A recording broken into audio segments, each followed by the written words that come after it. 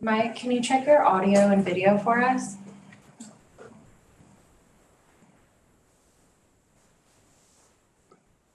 Sorry, there we go.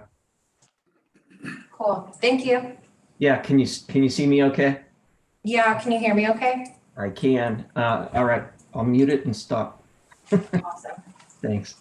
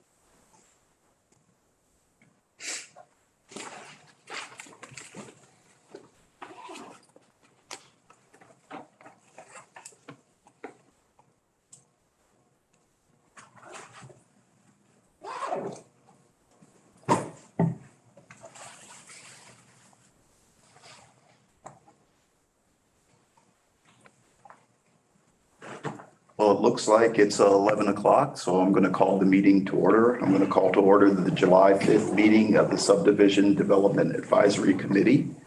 By way of short introduction, I'm Charles Carter. I'm on the Planning Commission, and I act as chairman of this subcommittee, which is a subcommittee to the Planning Commission. Any decisions by this committee are appealable to the Planning Commission of the City of Santa Rosa. The first item on our agenda is public comment, unless, Lonnie, you have anything else I need to cover? Okay, so this is the portion of the agenda where we take comments on items not listed on the agenda. So if there's any member of the public here that wishes to speak to this committee on any item not listed on the agenda, this is now the time. If you wish to make a comment, you can raise your hand. No comment. And we don't have any participants via Zoom. Okay. Then it does not appear we'll have any random public comment. I will close the public comment period and move on to the scheduled items on our agenda. The first scheduled item 3.1, is a public hearing for a parcel map waiver certificate of compliance for 1042 Hopper Avenue, file CC22-002. Is the planner here for the presentation? Yes, I am via Zoom. Can you hear me okay? We can. Yeah. So good morning. I'm Mike Wixon, a contract planner with the city, and I've been facilitating this project through the process. And so we'll start with the presentation, just generally where it is. It's on Hopper Avenue, 1042 and 1050 Hopper Avenue. The project itself, so this is slide 2, Connor, is to redivide 6 parcels consisting of about 6 acres, a little bit more. And we'll then recreate 3 new parcels, one of 2.2 acres, one of 1.1 acres, and then parcel 3 would be 3.18 acres. The project itself is in a light industrial zone and a light industrial general plan. So we're reviewing this against the standards of the light industrial zoning district and then ensuring it's in conformance with the general plan land use designation. The required entitlements are a tentative map with a parcel map waiver. So that is what has been submitted and is in front of the subdivision committee this morning. So if we can go to the next slide. The next slide shows the location of the project site relative to the land uses around it that are existing in it. So this is the aerial photo. It's South Hopper Avenue. Pretty much all the way around it is light industrial uses right now. There is an apartment complex immediately to the east. And if you follow that blue line on the east side of that project site, basically to the right of the star, it's that third parcel right in the middle there that I believe is it's an apartment complex use right now as a residential use. So if you can go to the next slide, please. And this is just a blow up of the project site. And you can see that the site has been developed and it's primarily storage buildings and then light industrial uses within the storage buildings. There's a small little area up front at the northeast corner that might be developed in the future at some point. But for the most part, the site has been developed and is being re-subdivided to facilitate some new financing for the project site. So if we go to the next slide, please. Again, I mentioned it was a light industrial general plan land use designation, and then also a light industrial zoning designation. And this is just meant to show the surrounding land uses. And as you can see the red to the left, you can see the red is a commercial, general commercial services land use. The light or the white is light industrial land use. And then kind of the darker brown just to the north is I believe it's a medium density residential. And then to the left is a single family residential land use. But you can see right now that it's pretty much like it's It's pretty much commercial or light industrial surrounding land uses. And then also the same with the zoning, commercial or light industrial surrounding zoning designations. So if we can go to the next slide, please. So this is the tentative map itself, and it's colorized. This was done by staff just to kind of highlight and make it more visible to see what's going on here. And so you can see the red lines are showing the new proposed property lines relative to the green buildings. And then the pink area is basically a series of easements for both access and then utilities. And basically you can see lot one is on the left side, kind of runs north and south. Lot 2 is in that northeast corner. And then lot 3 is that leftover area in the southeast part of the site, plus a little bit more. But basically, the buildings are, again, all compared, and the design and configuration of the lots are all compared against the current current zoning code standards. And just making sure all the zoning code setbacks are met and other issues related to development standards for zoning. And staff has found that this project meets all the zoning code standards. Basically, one of the unique aspects in this particular zone is that the creation of these lots will establish the setbacks, the new setbacks, that then become used going forward for any project. So each setback is shown on each particular lot, and those setbacks will then become the setbacks going forward. And that can always be modified with the new project that comes in. So if new buildings are constructed, that can always be evaluated and then or reevaluated and changed at that point in time. So if we can go to the next slide, please. Basically, in the environmental review component of this project, it's a categorically exempt project. It's a minor land division. So no further CEQA analysis is really needed for this project. And if we go to the next slide, please. Future development will be required to meet the zoning and building code requirements at that time. And at this point, there are no unresolved issues. Staff hasn't received any communications regarding the project.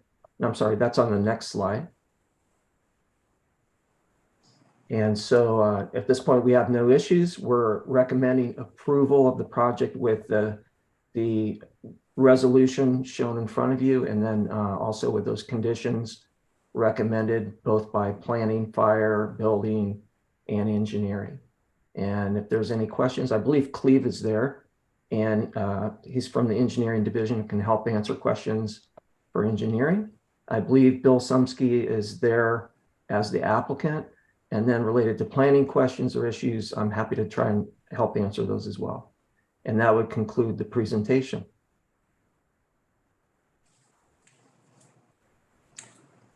Okay, thank you, Mike. Before I proceed with any questions or anything, we didn't do the ex parte, and I'll disclose that I have visited the site as part of that. Any disclosures from the other committee members? From engineering aspect, we reviewed the project and it complies with all the city code and policies and the subdivision map. All right. So no additional comments from staff, I'm assuming. Is the applicant here? Do they wish to make any comments or a presentation at this time? I'm here for the applicant. Okay. I don't have any other comments. Maybe we'll have you state your name for the record. I'm sorry, Judy Connor. Thank you. Thank you. So I guess we'll move on to the public hearing and open the public hearing on this item. Do we have anyone on Zoom or conference call for the public comment period here? Let's see. Yes. We have two participants. I believe one of them is part of the applicant team. Okay. But if you wish to make a public comment via Zoom, you can do so by raising your hand. There's a raise your hand icon feature at the bottom of your Zoom screen. And if you're calling in, please press *9.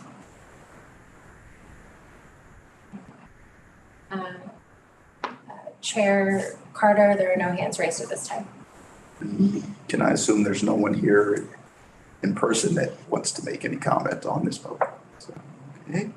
With that said, I'll close the public hearing on this item. And ask the secretary to call for a vote. Okay. Cleve Gurney? Aye. Chair Carter? Aye. And then Mike Wixon? Aye.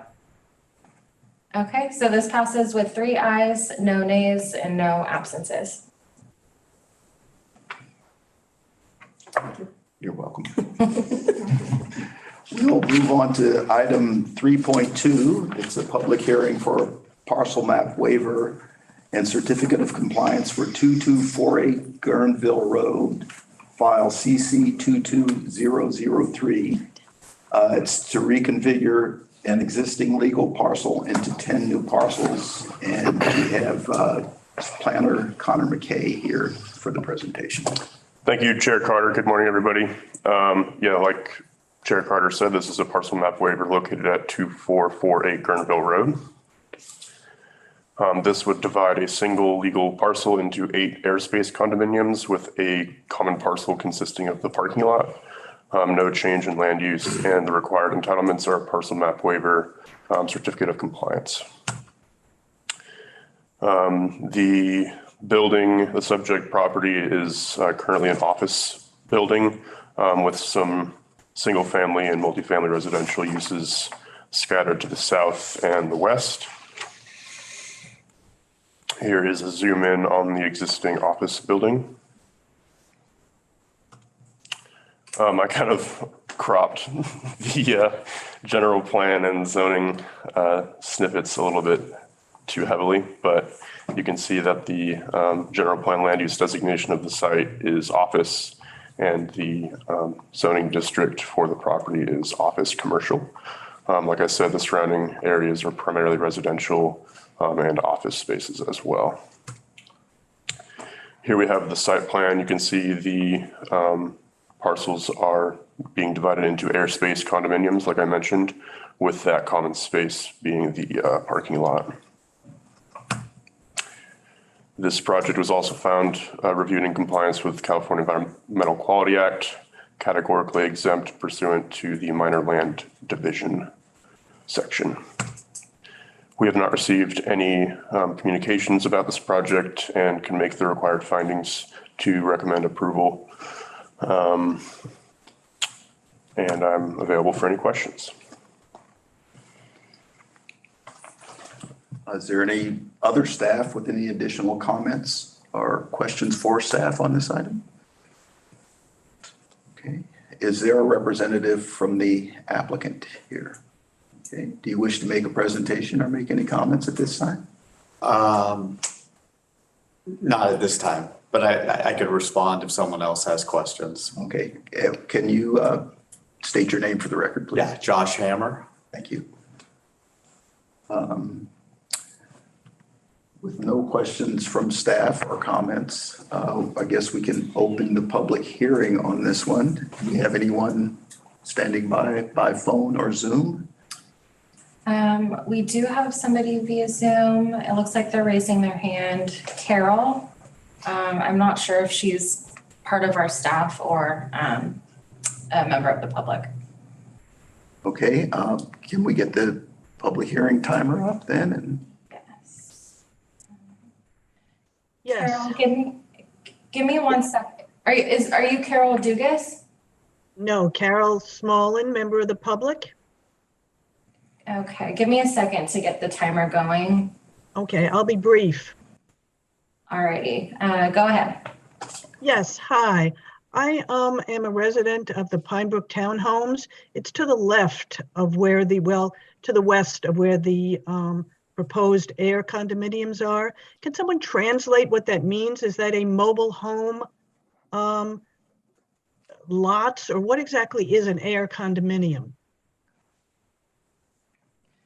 Carol, if you have more questions, you can keep going. And then once your public comment period is over, then we can address your questions or concerns. Okay, I just want to kind of understand the impact on the little, I think it's 54 to 58 townhomes that exist very close by, and how long the construction is estimated to take, or the demolition. Do you have any more questions, Carol? No, thank you. Well, thank you for your questions and comments. I think we have a representative of the applicant here who can respond to that question, and we can follow up with staff comments as necessary. Go ahead, sir. Okay. Yeah, I think there's a lot of, maybe people around don't understand quite what's happening. And so I just wanted to shed a little light on that and clarify. There would be no building, no construction, no changes, and no changes to the use of the building. It would still be all the same businesses that are in there. It's primarily dental and medical offices that are in there. And so that would all stay the same. The process of this is just to make it so that the businesses that are already there could buy their section, so they could have ownership of their section. So it would just be dividing what's there. Everything stays the same, rather than there just being one ownership of the whole building, just the individual. There would be a condo association, but it wouldn't be for residential. It would be for the exact same type of businesses that are there. And, but those business owners could then, have some ownership in their office. And I'll add, any future residential development would be subject to permitting requirements. And currently the zoning district is office commercial, which is generally pretty limited as to what can be developed for residential uses. So if there was, for some reason, a plan in the future for that, it would be a completely separate process. And this process has nothing to do with any future residential development.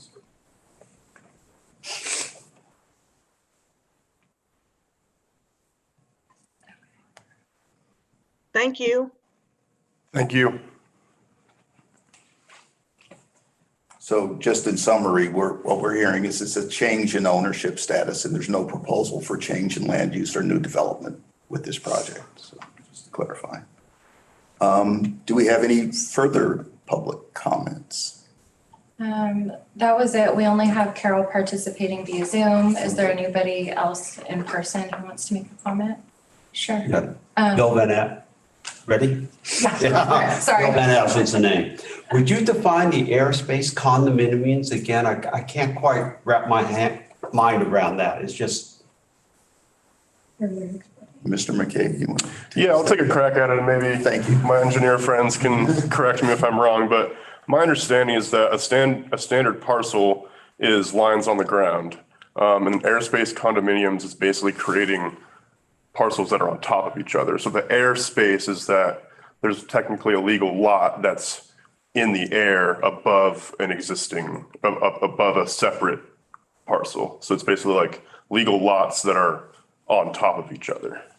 And it's common in residential condos, but in this case, it's creating an office building where individual tenants become owners of their suites in a larger building. Okay, that helps. Thanks. And then the parking, landscaping, those are all held in common by the condominium owners of the individual office spaces. So, I haven't heard that term before. yeah, condominium, most folks assume residential, but this is an office condominium.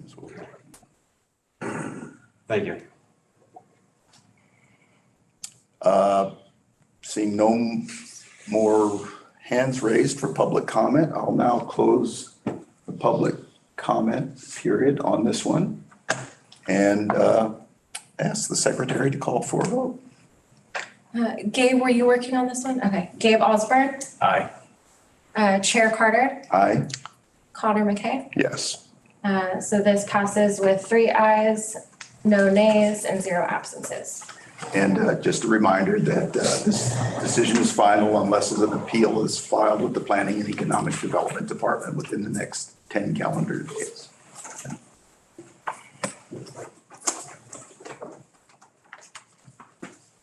Okay, that brings us, I'll give you a second here. Thank you.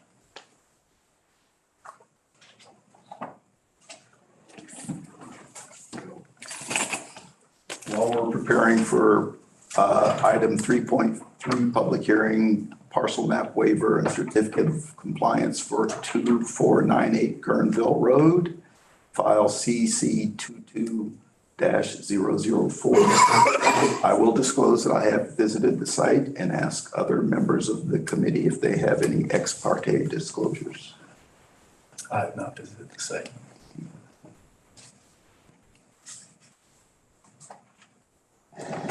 How do I press that? Top left.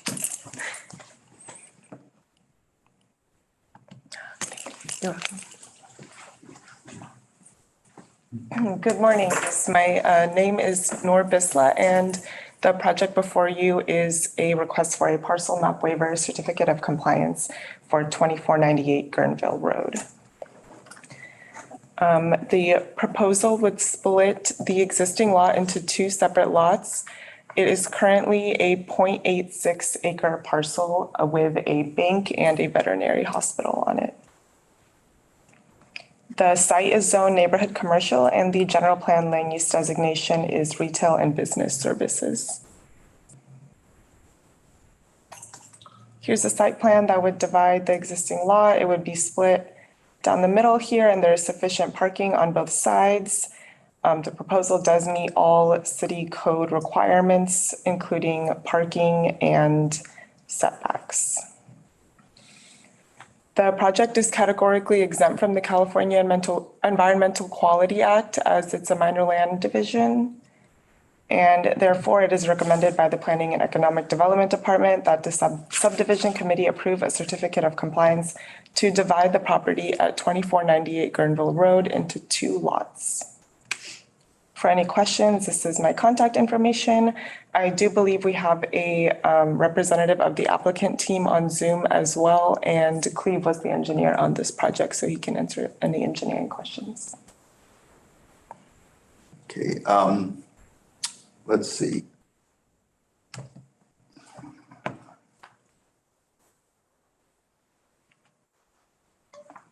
I do have a question. I was just trying to figure out when's the best time to ask. There was not a formal parking analysis within the staff materials for this particular one. And if I just look at the proposed map, I see 30 something parking spaces on one site and about 11 or 12 on the other. Can we confirm that the parking on the resulting parcels will comply with the zoning requirements? Yes, I don't have the exact numbers off the top of my head, but I did compare them to city code with the appropriate land uses that are on both sides. Yeah, in total, it looks pretty certain. It just looked like there were far fewer parcels or parking slots on the one side than the other, than the bank, on the bank side than on the veterinarian side. Is there a representative here today that can shed a little more light on that? I believe. I'm not seeing him on Zoom. Oh, okay. My name is Rick Swint. I'm with BKF Engineers. Thank you. I can address any questions you have regarding the site. Yeah, just the driveway going out of the bank site, there's a bunch of parking spaces on both sides, yet those to the south appear to be across the property line. Can you perhaps on the site plan show me how the parking is distributed for the 2 parcels? I believe that based on the usage, to be honest with you, it was addressed based on the existing conditions. I don't think there are no proposed changes or anything with these buildings. Understood. Yep.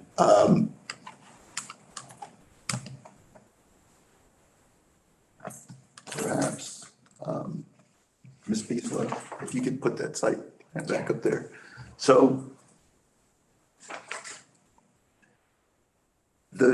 if we look at the driveway in the middle, there are some and with the angled parking, some angled parking against the bank parcel, and then some angled parking on the other side, this right there. Those are across the property line, and they seem to be are oriented for use of the other parcel.